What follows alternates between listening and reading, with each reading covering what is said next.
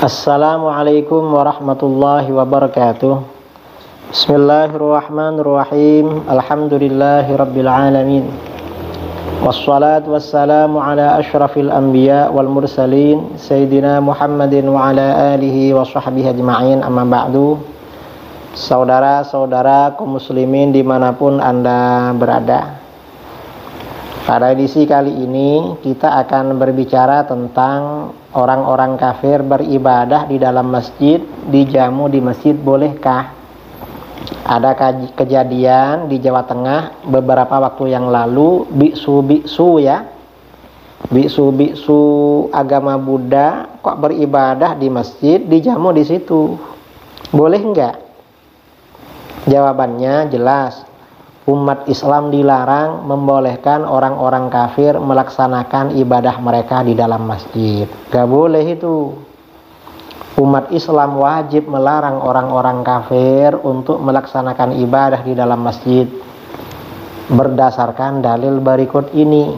Dalil pertama, maka nadil musyrikina an ya'muru masajidallahi syahidina ala anfusihim bil kufr ulaika habitat a'maluhum wa finnarihum khalidun.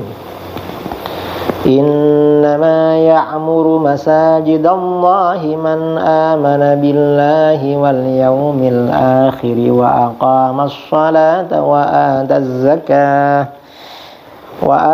zakata wa lam yakhsha illallah fa'asa ulaika an yakunu minal muhtadin.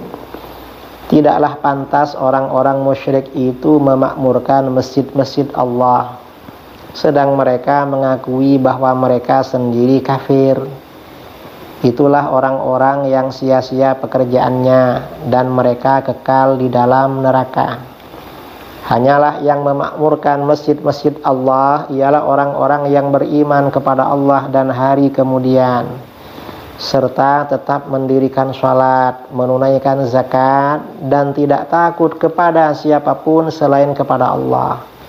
Dan merekalah orang-orang yang diharapkan termasuk golongan orang-orang yang mendapat petunjuk. Al-Quran Surah At-Taubah ayat 17-18. Nah, gimana dalam tafsir Al-Baghawi Ma'alimut Tanzil, beliau berkata, tafsir Al-Baghawi, maka naril musyrikin ayya'muru masajidallah. Tidak pantas bagi orang-orang musyrik untuk memakmurkan masjid-masjid Allah. Aima yanbaghi lil musyrikin ayya'muru masajidallah. Tidak seyogyanya, gak pantas orang-orang musyrik memakmurkan masjid-masjid Allah. Awjaba 'alal muslimin man'ahum min zalik. Allah mewajibkan kaum muslimin mencegah orang-orang musyrik memakmurkan masjid. Gak boleh. Kenapa? Li'annal masajida innama tu'maru li'ibadatillahi wahdah. Karena masjid-masjid itu dimakmurkan untuk beribadah kepada Allah saja. Faman kana kafiran billah falaysa min sya'nihi ayya'muraha. Orang yang kafir kepada Allah, maka bukan urusan dia, bukan haknya memakmurkan masjid. Fadhahaba jama'atun ila annal murada minhu al-imaratul ma'rufah min bina'il masajid wa murammatihi 'indal kharab fayumna' minhul kafir hatta law awsa bihi la tumtathal. Sekelompok ulama berpendapat yang dimaksud memakmurkan di sini adalah memakmurkan yang sudah maklum, yaitu membangun masjid dan merenovasi masjid, memperbaiki masjid ketika rusak. Maka orang kafir dilarang melakukan. Sehingga kalau ada orang kafir wasiat untuk membangun masjid atau merenovasi masjid, maka tidak dilaksanakan wasiatnya.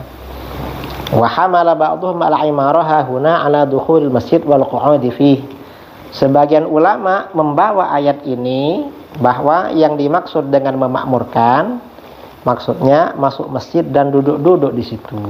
Itu dilarang maksudnya. Tafsir Baghawi. Kemudian dalam tafsir Al-Kasyaf karangan Imam Az-Zamakhsyari, maka naril musyrikin ma sahhalahum mamastaqam ay ya'muru masajidallah. Tidak sah dan tidak lurus, tidak tepat bagi orang-orang musyrik memakmurkan masjid-masjid Allah. Wal maknanya mastaqama lahum ay yajma'u baina amrayni mutanafiyain. Enggak tepat, enggak lurus kalau orang-orang musyrik ini mengumpulkan dua perkara yang saling bertentangan. Apa? Imarati muta'abbadatillah. Yang pertama, mereka memakmurkan tempat-tempat ibadah kepada Allah. Tempat ibadah dimakmurkan ma'al kufri billah wa bi'ibadatihi, padahal dia sendiri kafir kepada Allah dan kafir pada ibadah kepada Allah. Wal imarah, memakmurkan yang dilarang ini, kata Imam Zamakhsyari, tatanawalu ramma mastaramma minha. Ini mencakup renovasi apa yang perlu direnovasi. Kalau ada kerusakan misalnya, itu bukan urusan orang musyrik, dilarang itu. Waqammiha, menyapu masjid, wa tanzifaha, waqammaha wa tanzifa, membersihkan masjid, wa tanwiraha bil maswabih, menerangi masjid dengan lampu-lampu, wa ta'zimaha, mengagungkan masjid, wa i'tiyadaha lil ibadah wa dzikri, dan membiasakan diri ke masjid untuk beribadah dan zikir. Ini termasuk imarah. Wa minadz dzikri darsul ilmi, termasuk zikir adalah kajian ilmu. Orang kafir gak boleh jadi narasumber di masjid, gak boleh. Bal huwa ajalluhu wa a'zamuhu, bahkan kajian ilmu itu yang paling agung. Ini zikir yang paling agung ini. Wasyanatuha mimma lam tubna lahul masajid, juga menjaga masjid dari perkara-perkara yang tidak menjadi tujuan pembangunan masjid. Min ahaditsid dunya, seperti membicarakan dunia, fadlan an fuduril hadis, lebih-lebih membicarakan yang tidak perlu. Itu gak boleh. Seperti beberapa tahun yang lalu ada ketua partai non muslim ceramah di masjid. Gak boleh, itu dilarang, itu bukan tempatnya. Itu dalil pertama. Sekarang dalil kedua. Wa annal masajida lillahi fala tad'u ma'allahi ahada. Dan sesungguhnya masjid-masjid itu adalah kepunyaan Allah, maka janganlah kamu menyembah seseorang pun di dalamnya di samping menyembah Allah. Al-Quran surah Al-Jin ayat 18. Dalam kitab Al-Jami' li Ahkamil Quran, tafsir Al-Qurtubi, ya, diterangkan, fala tad'u ma'allahi ahada, jangan menyembah seseorang bersama Allah. Hadza tawbikhun lil musyrikin fi du'aihim ma'allahi ghairahu fil masjidil haram. Ayat ini adalah celaan kepada orang-orang musyrik, karena di Masjidil Haram mereka selain menyeru beribadah kepada Allah, juga menyeru selain Allah. Wa qala Mujahid, Imam Mujahid berkata, kanatil yahud wan nasara idza dakhalu kana isahum wa bi'ahum asyraku billah. Orang-orang Yahudi dan Nasrani kalau memasuki gereja dan kelenteng-kelenteng mereka syirik pada Allah. Fa amarallahu nabiyahu wal mu'minin ay yukhlisu lillahi da'wah. Lalu Allah memerintahkan nabinya dan orang-orang beriman untuk memurnikan doa kepada Allah saja. Idza dakhulul masajid kullaha, kalau masuk masjid manapun. Yaqul, Allah berfirman, fala tusyriku fiha shanaman wa ghayrahu mimma yu'bad. Kalian jangan berbuat syirik pada berhala dan lainnya yang disembah selain Allah di masjid-masjid. Dilarang. Wakil al-makna, ada yang mengatakan maknanya begini, afridul masajid li dzikrillah. Fokuskan masjid-masjid itu untuk berzikir pada Allah, khusus untuk pada Allah. Wala tattakhidhuha huzwan wa madjaran wa majlisa. Jangan kalian jadikan masjid-masjid ini sebagai tempat tertawa, tempat jualan, tempat duduk-duduk. Jangan. Walau turuqan, jangan dijadikan jalan. Dijadikan jalan bagaimana? Ke masjid hanya untuk ke toiletnya aja, gak mau beribadah. Wala taj'alu li ghairillahi fiha nasiba, dan jangan jadikan bagi selain Allah di masjid bagian. Jangan membuat bagian bagi selain Allah berbuat syirik di masjid. Ini dari ayat tadi. Ini dua ayat tadi ya yang melarang non muslim beribadah di dalam masjid. Ini pernyataan para ulama ya. Para ulama menyatakan dalam kitab Al-Bida' karangan Imam Al-Hafidz Ibnu Waddah Al-Qurtubi meriwayatkan qala Hudzaifah radhiyallahu an la taqumus sa'ah hatta tunsaba fiha al-awthan wa tu'bad ya'ni fil maharib, rawahu Ibnu Waddah fil Bida'.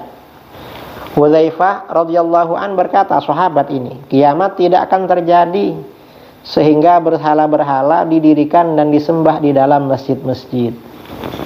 Artinya menjelang hari kiamat nanti di masjid-masjid itu dijadikan tempat beribadah selain Allah. Itu termasuk tandanya kiamat. Artinya gak boleh dilakukan seperti itu. Kemudian ini perkataan Imam Ibnu Rajab Al-Hambali dalam kitab Fathul Bari Syarah Sahihil Bukhari. Wa kharrajal Imam Ahmad wa Abu Dawud min riwayati Qabus bin Abi Dhabyan an Ibnu Abbas anin Nabi sallallahu alaihi wasallam qala. Nabi sallallahu alaihi wasallam bersabda, la tajtami'u qiblatani fi ardin. Tidak boleh dua kiblat berkumpul dalam satu area.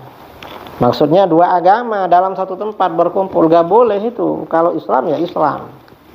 Maksudnya begitu. Wa qala Tawus, Imam Tawus berkata, la yanbaghi li baiti rahmatin ay yakuna 'inda baiti 'adzab. Tidak seyogyanya rumah yang mendatangkan rahmat Allah berada di samping rumah yang mendatangkan azab Allah. Maksudnya bagaimana? Wa fassarahu Abu Ambad wa ghayruhu. Abu Ambad menafsirkan dan lainnya bi annahu la yanbaghil jam'u bainal masajid wal kanais fi ardin wahidatin. Tidak seyogyanya mengumpulkan antara masjid dan gereja dalam satu daerah. Jadi gak bagus ya kalau satu daerah seperti sebagian tempat ya di kota-kota di Indonesia, sebelah kanan masjid, sebelah kiri gereja atau tempat ibadah agama lain. Gak bagus, mestinya di tempat lain. Fal jam'u baina fi'lis shalah allati wudi'at li ajrihal masajid, mengumpulkan antara mengerjakan sholat yang menjadi tujuan pembangunan masjid-masjid, wa bainal kufril maf'ul fil kanais, dan antara kekufuran yang dilakukan di gereja-gereja fi buq'atin wahidatin, dalam satu area, aula bin nahyi anhu, itu lebih wajar untuk dilarang. Fakama annahum la yumakkanuna min fi'li ibadatihim fil masajid, maka sebagaimana orang-orang kafir tidak dibolehkan melaksanakan ibadah-ibadah mereka di masjid-masjid, fakadza la yanbaghi lil muslimin ayyusalli shalawatihim fi ma'abidil kuffar allati hiya mawdi'u kufrihim. Demikian pula tidak seyogyanya bagi orang-orang Islam menunaikan sholat mereka di tempat ibadah orang-orang kafir yang merupakan tempat kekafiran mereka. Fa'ingkil, kalau ada yang bertanya, kalau dikatakan faqad ruya ma yadullu ala jawazi iqrarihim ala yusalli shalawatin fi masajidil muslimin. Telah diriwayatkan apa yang menunjukkan boleh membiarkan orang-orang kafir mengerjakan sholat mereka di masjid. Wa idza jazal iqraru ala dzalik, kalau boleh membiarkan mereka demikian, jazalil muslimin ayyusallu fi bi'ihim wa kana'isihim bi tariqil aula. Berarti orang Islam juga boleh sholat di kelenteng atau di sinagog dan gereja mereka. Lebih-lebih boleh kalau begitu. Farab Ibnu Ishaq meriwayatkan qal haddatsani Muhammad bin Ja'far bin Az-Zubair qal, Muhammad bin Ja'far berkata, qadimu ala Rasulillah SAW al-Madinah, yakni wafdu Najran. Delegasi Nasrani Najran datang kepada Nabi SAW di Madinah. Fadakhalu alaihi masjidahu hina shallal asrah. Lalu mereka masuk kepada Nabi di masjidnya ketika Nabi SAW sholat asar. Alaihim thiyabul habirat junabun wa ardiyah. Qal yaqulu ba'du man ra'ahum min ashabi Rasulullah SAW. Sebagian orang yang melihat mereka dari para sahabat berkata, ma ra'ayna ba'dahum wafdan mithlahum. Kami tidak pernah melihat setelah mereka delegasi seperti Nasara itu. Waqad hanat sholatuhum, dan telah tiba waktu sholat mereka. Faqamu fi masjid Rasulullah sallallahu alaihi wasallam, lalu mereka berdiri sholat di masjid Rasulullah sallallahu. Faqala Rasulullah sallallahu, lalu Rasulullah bersabda, da'uhum, biarkan mereka sholat. Fasallau ilal masyriq, lalu mereka sholat menghadap ke timur. Dikatakan hadza munqati'un dhaif, kata Imam Ibnu Rajab, hadis ini munqati' dan dhaif, terputus. La yuhtajju bimithlihi, hadis seperti ini enggak bisa dijadikan hujjah. Walau shahah, dan seandainya sahih, fa innahu yuhmalu ala anna an-nabiy sallallahu alaihi wasallam ta'allafahum bidzalik fi dzalikal waqti istijlaban liqulubihim. Seandainya hadis ini sahih, maka hadis ini dibawa bahwa Nabi SAW ini lagi mengambil simpati pada mereka pada waktu itu untuk menarik hati mereka masuk Islam. Wa khasyatan inufurihim anil Islam, dan Nabi khawatir mereka agak suka sama Islam. Walamma zalatil hajatu ila mithli dzalik lam yajuz al-iqrar ala mithli. Dan ketika keperluan pada semacam itu sudah hilang, gak perlu lagi menarik simpati mereka karena Islam sudah kuat, maka gak boleh membiarkan hal yang seperti ini. Ini kata Imam Ibnu Rajab Al-Hambali. Walihadza syarata alaihim Umar radhiyallahu an inda aqdi dhimma ikhfa dinihim. Karena ini Sayyidina Umar memberikan persyaratan kepada orang-orang Nasara, ketika akan menjadi kafir dhimmi, mereka harus menyembunyikan ritual ibadah agamanya. Wa min jumlatihi, diantaranya alla yarfa'u aswatahum fis shalah. Orang Nasara gak boleh menyaringkan atau mengangkat suaranya ketika sholat, harus pelan-pelan. Walal qira'ata fi shalatihim fi ma yahdurul muslimun, dan tidak boleh menyaringkan suara bacaan dalam sholat mereka ketika ada orang Islam di situ. Tidak boleh itu. Kemudian ini pernyataan lagi ya. An Ibnu Abbas radhiyallahu anhu maqal qala Rasulullah SAW, la tasluhu qiblatani fi ardin wa laysa ala muslimin jizyah, rawahu Ahmad. Ibnu Abbas radhiyallahu anhu berkata, Rasulullah SAW bersabda, tidak baik ada dua kiblat atau dua agama dalam satu daerah, dan seorang muslim tidak wajib membayar upeti. Hadis riwayat Ahmad. Dalam Hasyiatu Musnadil Imam Ahmad bin Hanbal karangan Imam Abil Hasan Nuruddin Muhammad bin Abdul Hadi As-Sindi dikatakan tentang hadis ini, la tasluhu qiblataini fi ardin wa laysa ala muslimin jizyah. Maksudnya apa? Qauluhu la tasluhu qiblatan, tidak baik ada dua kiblat dalam satu area. Al-zahir, yang jelas, annal muradah, maksudnya nahyul mu'mini anil iqamah bi ardil kafarah. Hadis ini larangan bagi orang mukmin tinggal di negeri orang-orang kafir. Wa nahyul hukam an tanqinihim al kafarah min izhari syiaril kufri fi biladil muslimin. Dan para penguasa harus melarang orang-orang kafir untuk menampakkan syiar kekufuran di negeri kaum muslimin. Artinya gak boleh beribadah terang-terangan di negeri kaum muslimin, apalagi sampai dikasih di masjid, tambah gak boleh. Itu maksudnya seperti ini. Nah, ini saudara menyikapi kasus yang terjadi beberapa waktu yang lalu. Mudah-mudahan bermanfaat. Sekian, assalamualaikum warahmatullahi wabarakatuh.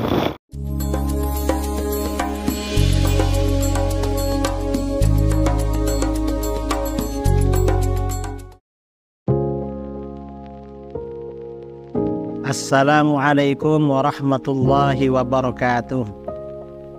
Saudara-saudara kaum muslimin dimanapun Anda berada, di seluruh Indonesia maupun di luar negeri, perkenalkan, saya Al-Fakir Muhammad Idrus Ramli mengajak saudara-saudara sekalian untuk menyisihkan sebagian hartanya sebagai donasi bagi program peduli pendidikan yang dikelola oleh LAS, Lembaga Amin Zakat Sidogiri. Program ini merupakan bantuan untuk biaya pendidikan yang diberikan kepada anak didik binaan Kelas Sidogiri yang meliputi 1.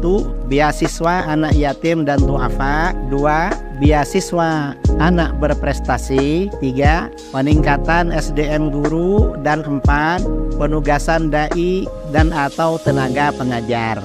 Silahkan saudara-saudara, kami tunggu donasinya melalui rekening yang tertera di video ini.